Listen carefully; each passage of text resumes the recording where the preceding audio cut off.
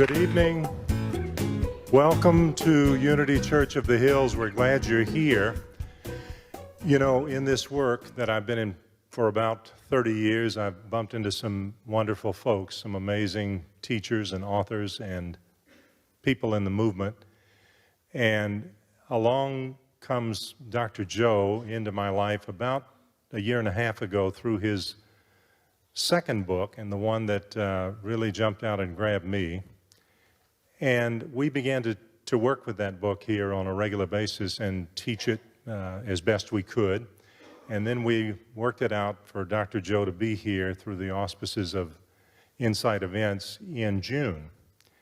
And I had a feeling that he would be, as he presented himself on What the Bleep and in his work.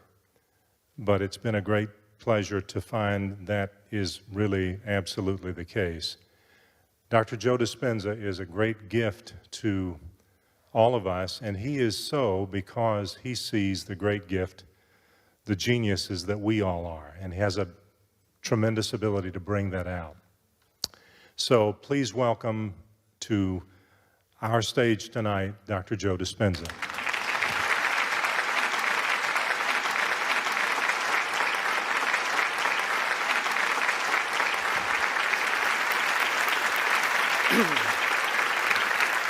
Thank you.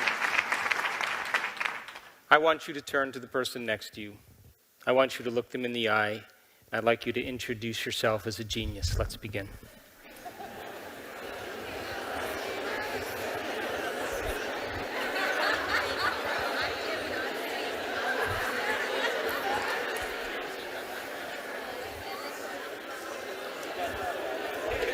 Now, before we begin, I have a few questions for you.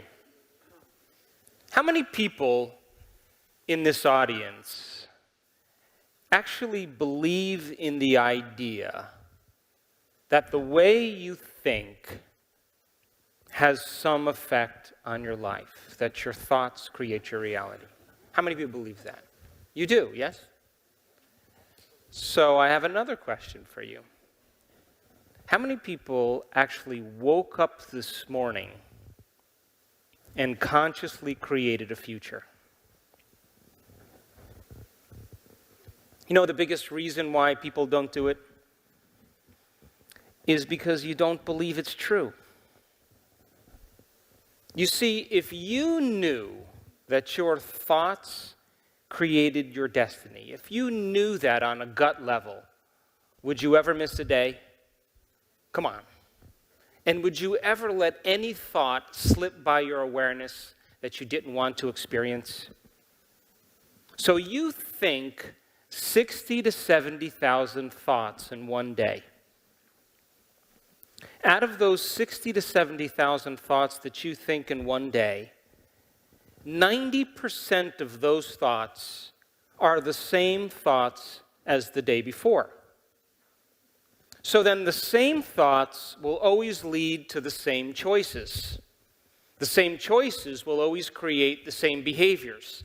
The same behaviors will produce the same experiences, and the same experiences will create the same emotions, and those same familiar feelings and emotions will drive the same exact thoughts.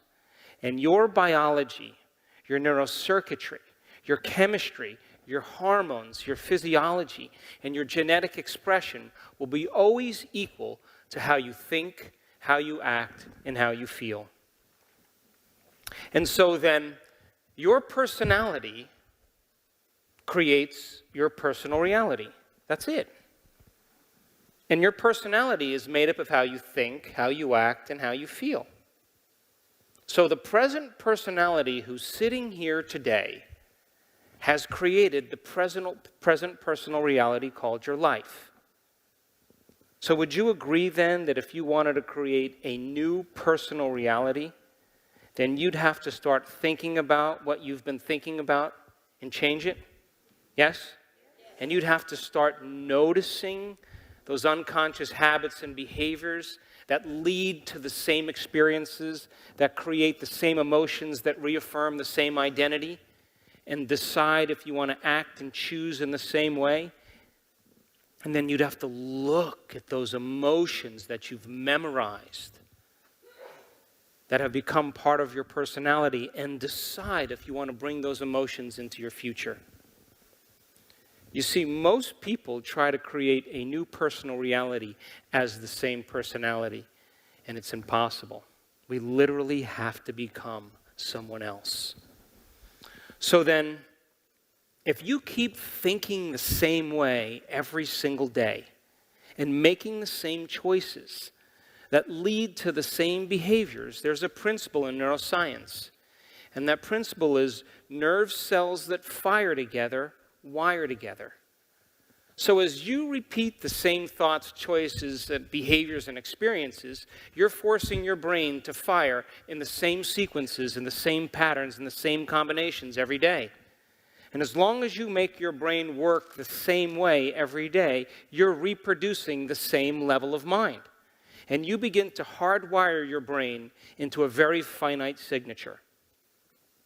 And that finite signature is like the box of the brain. So then, thinking outside the box then would mean that you would begin to make your brain fire in new sequences, in new patterns, in new combinations. And whenever you make your brain work differently, you're changing your mind, because mind is the brain in action. So the one ingredient that allows you to begin the process is information, is knowledge. Because every time you learn something new, you make a new connection in your brain. That's what learning is. Learning is forging new synaptic connections. Remembering is maintaining and sustaining those connections. So then, the Nobel Prize laureate Kandel in the year 2000 found that when people learn just a few bits of information, they doubled the number of connections in a certain part of their brain from about 1,300 connections to 2,600 connections. But if they didn't revisit that information and review it, within hours or days, those circuits literally pruned apart. So then, as you begin to learn vital information about the nature of reality, the new science of possibility, and you begin to wire that information in your brain, and you can repeat it, which, by the way, if you come to the workshop tomorrow, you're going to have to repeat everything that you learn, because you're going to have to wire it in your brain. So that in your weakest moment or your darkest hour, you don't talk yourself out of possibility. So as you learn just a little bit of information, you're adding new stitches into the three-dimensional tapestry of your gray matter. And if you can contemplate and think about what you've learned, you're making your brain fire in new and different ways. And when you make your brain work differently, you're changing your mind. So then, new thoughts should lead to new choices. And new choices should lead to new behaviors. And new behaviors should create new experiences. And new experiences should create new emotions. And those new feelings and those new emotions should drive new thoughts. And that's called evolution. So then, does your environment control your thinking, or does your thinking control your environment? Or we could say, does your personal reality create your personality, or does your personality create your personal reality? So then your brain is organized to reflect everything you know in your life. Your brain is a reflection of your external environment. It's an artifact from the past of all the things you've learned and all the things that you've experienced. It's wired or mapped in your brain. So if you wake up every morning and you get out of bed on the same exact side as you did the day before, and then you shut your alarm clock off with the same finger, and then you slip into your favorite slippers and you shuffle into the bathroom, and you use the toilet like you always do, and then you get up and you walk over to the mirror and you look in the mirror to remember who you are, And then you get in the shower and you wash yourself in the same routine way as you always do. And then you dress yourself and groom yourself to look like everybody expects you to look. And then you go downstairs and you have your breakfast the same as you did the day before, and you drink coffee out of your favorite mug. And then you drive to work in the same routine fashion, in the same route. And then you get to work and you do the things that you can memorize and do so well. And then you see those same people that push the same emotional buttons. You know, those people. And then you hurry up and you go home. And you hurry up and you eat. And you hurry up and check your email. And then you hurry up and watch your favorite television show. And then you hurry up and go to bed so you can hurry up and do it all over again the next day. Now here's my question. Did your brain change at all that day? We could say that you were thinking the same thoughts, performing the same actions, living by the same emotions, but secretly expecting your life to change. Would you agree?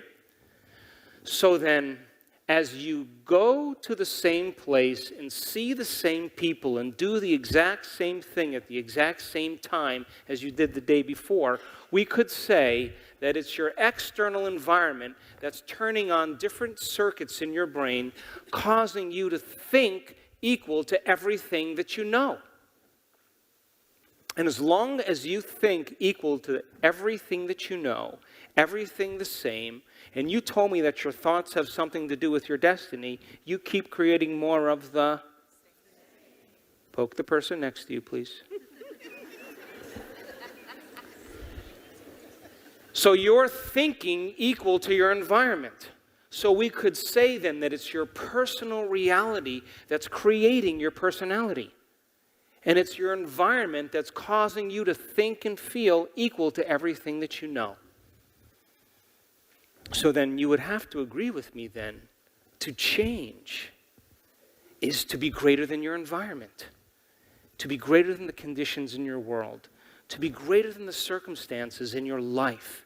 And every great person in history knew this, whether it was William Wallace or Mahatma Gandhi or Martin Luther King or Joan of Arc, Madame Curie, Queen Elizabeth I, Abraham Lincoln. They all had a vision.